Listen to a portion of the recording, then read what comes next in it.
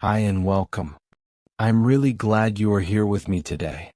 The whole world knows this story, but few people have thought about who Jesus really was.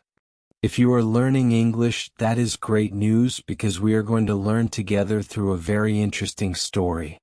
Before we begin, I just want to say this. If you enjoy stories like this, remember to subscribe, like, and leave a comment. It really helps. Now let us begin. Today, I want to talk about Jesus, one of the most important figures in all of human history. Almost everyone in the world has heard his name in some way. He lived a very long time ago, about 2,000 years in the past. Most of what we know about his life comes from very old written texts. These writings are ancient, and they are not always easy to understand. Sometimes they even describe events in slightly different ways. For some people, Jesus is a religious leader and the Son of God. For others, he is a historical figure who lived in ancient times. There are many opinions about who he really was. The main sources that talk about his life are books called the Gospels. These books were written after Jesus lived. They are very important, but they do not tell us every detail about his life. Even so, one thing is very clear to me. No matter what someone believes, Jesus has influenced the world in a powerful way for many centuries, and that influence is still felt today. Now let me talk about his early life. The stories about Jesus' birth come mainly from two Gospels, the Gospel of Matthew and the Gospel of Luke.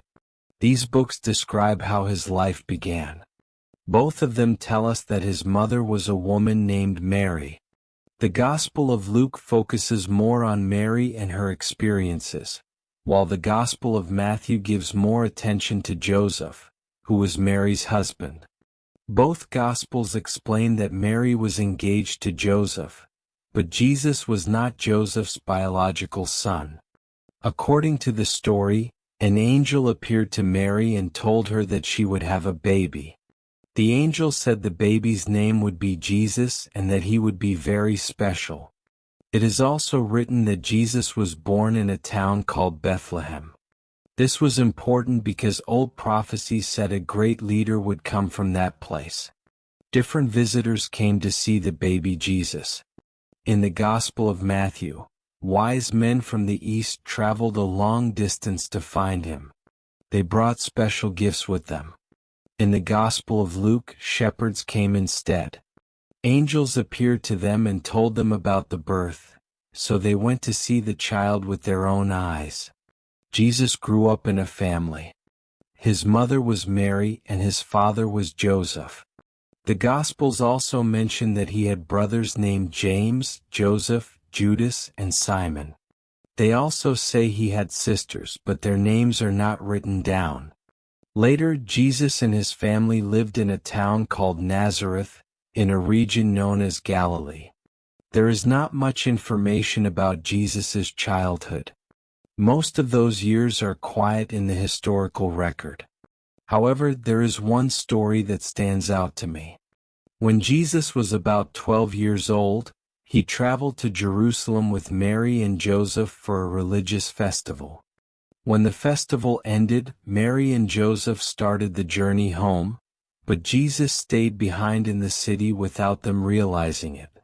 They searched for him for a long time. Finally, they found him inside the temple. He was sitting with religious teachers, listening to them, asking questions and talking with them. Everyone there was amazed.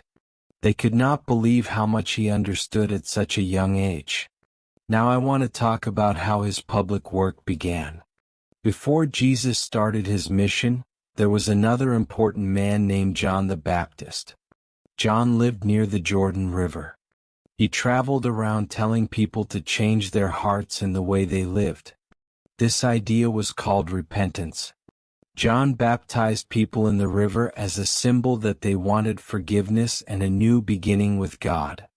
John also told the people that someone far greater than him would come very soon. That person was Jesus. One day, Jesus came to the Jordan River to see John. He asked John to baptize him there in the water. John baptized Jesus, and when Jesus came up out of the river, something happened that changed everything. I always think about this moment because it was powerful and unforgettable. The Holy Spirit came down from heaven and rested on him, moving gently like a bird coming down from the sky. Then a voice spoke from heaven itself. It said that Jesus was God's Son and that he was deeply loved. This moment mattered more than people realized at the time. It marked the true beginning of Jesus' mission. Right after that, the Spirit led Jesus away into the desert. He did not go there by accident. He was guided there for a reason. Jesus stayed in the desert for 40 days and 40 nights, and during that whole time he did not eat any food. His body was weak, but his spirit stayed strong. While he was there, the devil, also known as Satan, came to him. Satan tried to trick Jesus and pull him away from God. He tempted him in different ways.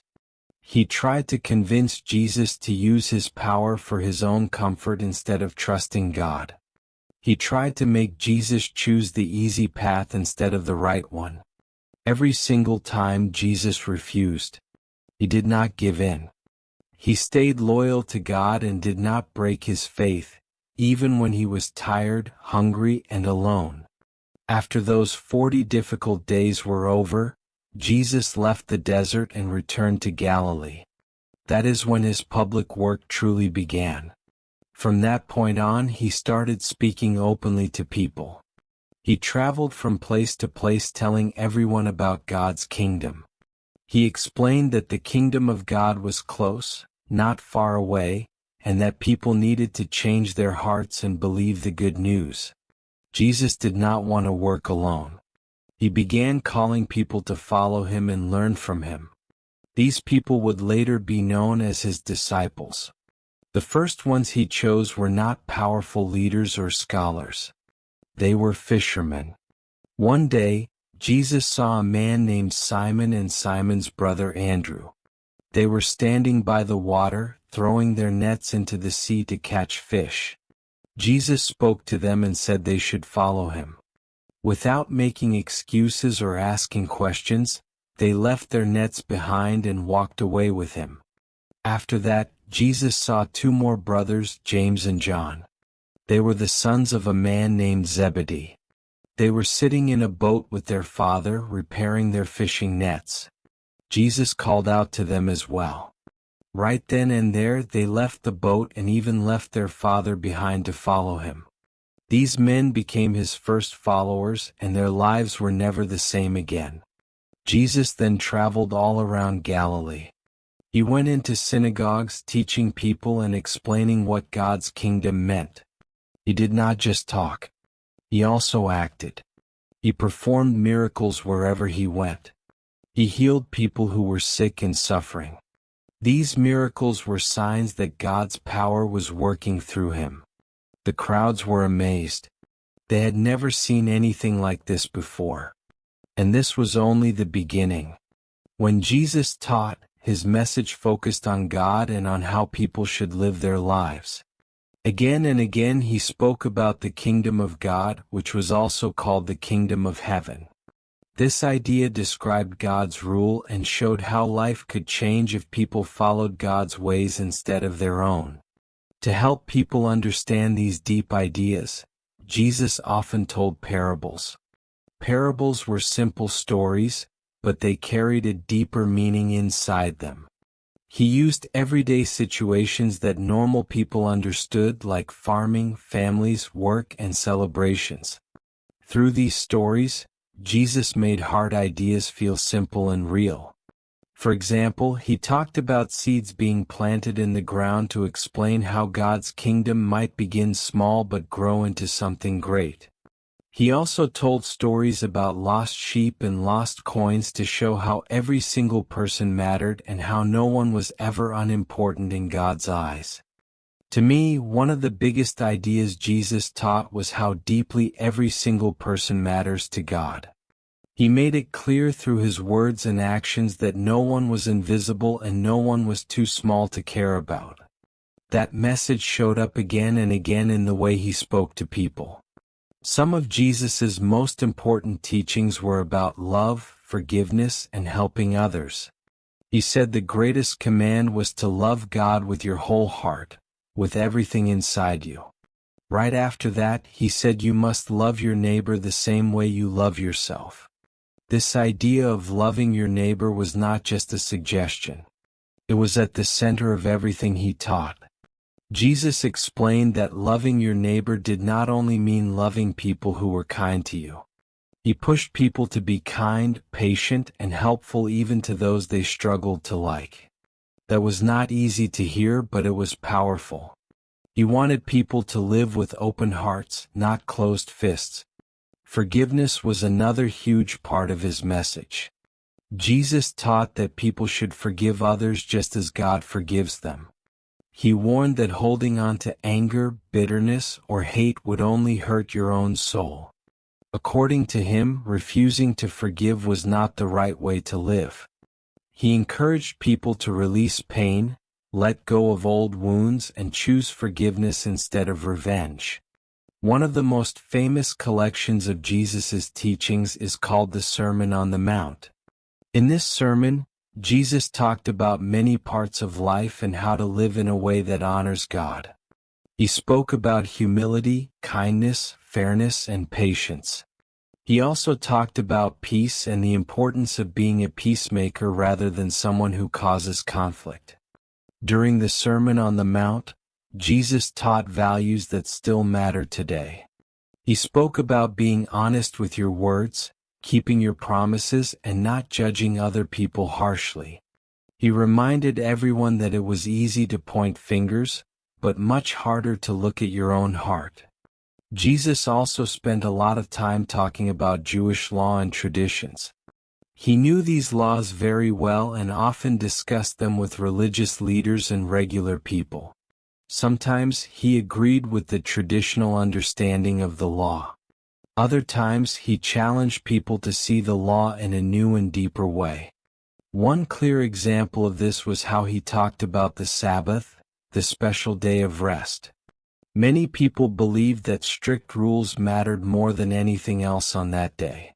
Jesus showed them something different. He taught that helping people, showing mercy, and doing good was more important than blindly following rules. In his eyes, the law existed to serve people, not to control them.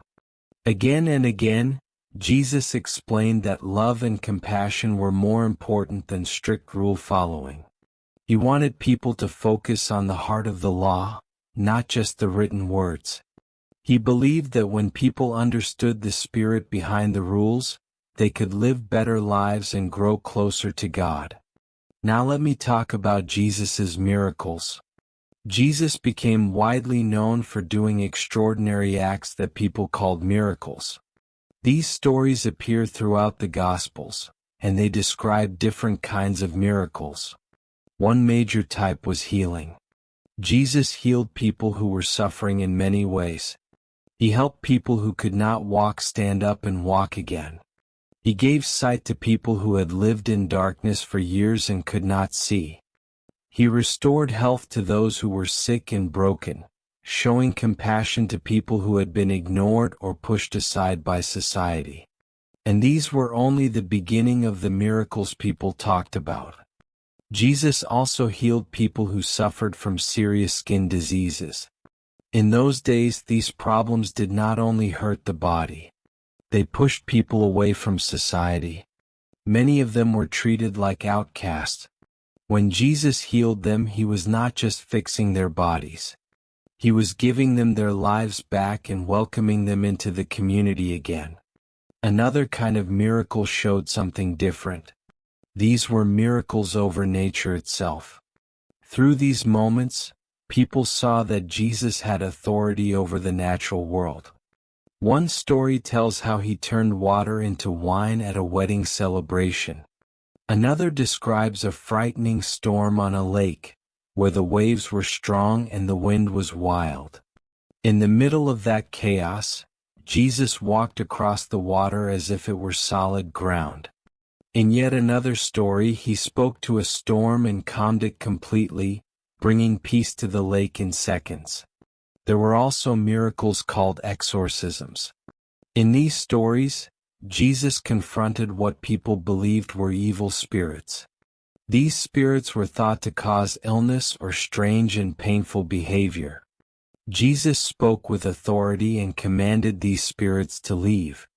When they did, the people were healed and restored. They were no longer suffering or afraid. All of these miracles had a deeper meaning. They were not performed just to impress people or to look powerful. They showed that God's power was working through Jesus.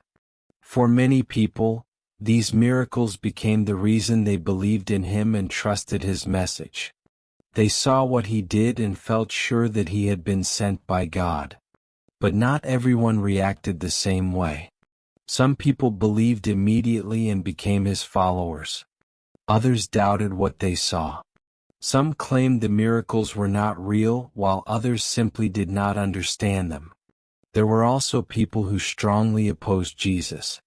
They did not like the attention he received, and they questioned both his power and his message. Because of this, the stories of Jesus' miracles are very important. They show his authority and compassion, but they also show how differently people responded to him. Some chose faith. Others chose doubt. After spending time teaching and healing in Galilee, Jesus and his followers began traveling toward Jerusalem. This was not just another city. Jerusalem was the most important religious center for Jewish people. As Jesus moved closer, the situation began to change. In Galilee, many people welcomed Jesus and listened closely to his words. But in Jerusalem, the religious leaders felt differently. They did not agree with his teachings, and they started to see him as a serious problem. Jesus often challenged them, especially when it came to how people should follow God. He spoke about love, mercy, and forgiveness, and those ideas made some leaders uncomfortable. When Jesus finally entered Jerusalem, it was during a major religious festival. The city was crowded with visitors from many places. As he arrived, something remarkable happened. The people welcomed him like a king. They spread their coats on the road and waved branches from trees. They shouted praises and celebrated his arrival. This moment became known as the triumphal entry, and it showed that many people believed Jesus was someone very special. After entering the city, Jesus went straight to the temple. The temple was the most sacred place of worship. When he arrived, he saw people buying and selling goods inside. This made him angry. He believed the temple should be a place of prayer, not a marketplace. So he acted boldly. Jesus overturned the tables of those selling items and drove them out, showing that the house of God should be treated with respect and reverence. Jesus told the people in the temple to leave, and that moment became known as the cleansing of the temple. It was a bold and public action. He did not whisper. He did not hesitate. And because of that, the religious leaders became even more angry with him. From that point on, their opposition grew stronger and more dangerous. Around this same time, something heartbreaking happened. One of Jesus' own followers, a man named Judas, made a terrible choice. Judas decided to cooperate with the religious leaders and help them arrest Jesus. According to the story, Judas agreed to betray him in exchange for money. This decision changed everything. What had begun as a hopeful journey toward Jerusalem was now turning into a path filled with tension, betrayal, and danger. The final week of Jesus' life was extremely important. Everything moved quickly after his arrival in Jerusalem. One of the most meaningful moments during that week was the Last Supper. Jesus shared one final meal with his closest followers, the disciples. As they ate together, he took bread and wine and shared them with the group. He explained that the bread represented his body and that the wine represented his blood. This meal later became a sacred tradition for Christians and is remembered even today. During the meal, Jesus said something that shocked everyone. He told them that one of the people sitting at the table would betray him.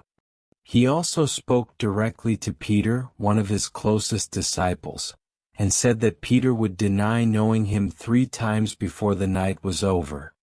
After the meal ended, Jesus and his disciples went to a quiet place called the Garden of Gethsemane. There, Jesus was overwhelmed with sadness and emotional pain. He prayed deeply and asked God if there was another way for things to happen. But at the same time, he accepted God's will and said he would follow it, no matter how hard it was. While Jesus was still in the garden, Judas arrived. He was not alone. He came with guards and soldiers. Judas showed them who Jesus was by kissing him. That kiss was the signal to arrest him. Even though some of Jesus's followers wanted to fight back, Jesus stopped them. He did not allow violence. After his arrest, Jesus was taken to the Jewish religious leaders. They questioned him and challenged him. They asked if he believed he was important or special. They accused him of speaking against their religion and traditions. In the end, the leaders decided that Jesus deserved punishment. However, they did not have the legal authority to put someone to death. Because of this, they took Jesus to Pontius Pilate, the Roman governor. They told Pilate that Jesus was causing trouble and claimed that he said he was a king, which went against Roman law. Pilate questioned Jesus himself. After listening to him, Pilate did not believe Jesus was guilty of any serious crime. Still, he faced pressure from the crowd. Pilate asked the people what should be done with Jesus. Influenced by the religious leaders, the crowd shouted that Jesus should be crucified. Crucifixion was a Roman method of execution. It was slow, painful, and cruel. Pilate tried to avoid condemning Jesus, but in the end he chose to keep peace and satisfy the crowd. He gave the order for Jesus to be crucified. That decision sealed Jesus' fate. Jesus was then crucified. Roman soldiers placed him on a wooden cross. According to the Gospels, nails were driven through his hands and feet to hold him in place. People stood nearby and watched as Jesus suffered and died on the cross. It was a moment filled with pain, sorrow, and silence, and it marked the darkest hour of his life. After many hours of pain and suffering, Jesus finally died on the cross. The Gospels say his life slowly faded away while people watched, some in sorrow, some in confusion, and some in silence. When it was clear that he was gone, his body was taken down from the cross. This was not an easy moment. The air was heavy and the day felt darker than before. A man named Joseph of Arimathea stepped forward. He was a respected man, and he asked for permission to take Jesus' body. Another man, Nicodemus, joined him. Together they treated Jesus with care and respect. They prepared his body for burial, just as the customs of that time required. They gently wrapped him in cloth, taking their time, knowing this was a final act of love and honor. They placed Jesus' body in a tomb. Tombs in those days were often carved directly into solid rock. After laying him inside, they rolled a large, heavy stone in front of the entrance to seal it shut. The tomb was quiet. Everything seemed finished. For many people, it felt like hope had died along with him. But the story did not end there. On Sunday morning, just a few days later, several women went to visit the tomb. Among them was Mary Magdalene. They carried spices with them, which was a sign of respect and love for the dead. This was a normal custom, and they expected to find the tomb closed, just as it had been left. When they arrived, something was wrong.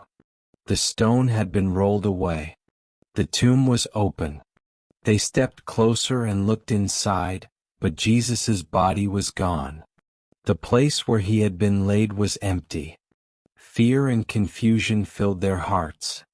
They did not understand what they were seeing. According to the Gospels, this was the moment when everything changed.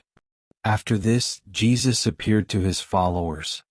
These appearances are described in different ways across the Gospels, but the message is the same. Jesus was alive. Some accounts say he first appeared to Mary Magdalene. Others say he appeared to groups of followers gathered together. In these moments, Jesus spoke with them. He walked with them. He even ate with them. He was not a ghost or a memory. He was real. These appearances did not happen just once. They happened over a period of time. Jesus comforted his followers, taught them again, and gave them courage. The fear they once felt slowly turned into hope. The sadness that had crushed them began to lift. They believed that death had not won.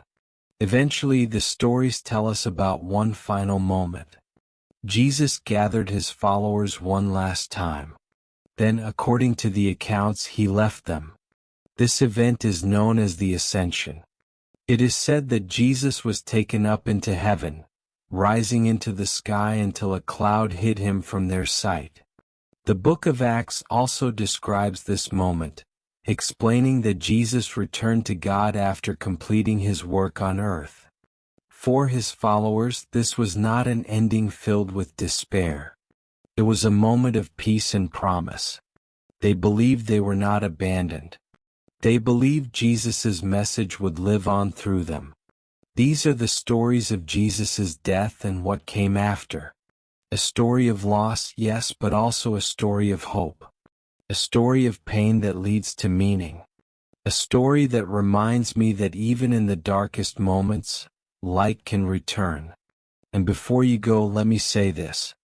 If you learned something new today, or if this story helped you practice your English, please take a moment to support the channel. Give the video a like, share your thoughts in the comments, and subscribe if you have not already. It only takes a second, but it truly helps create better English stories for you. Thank you for listening. I'm really glad you're here.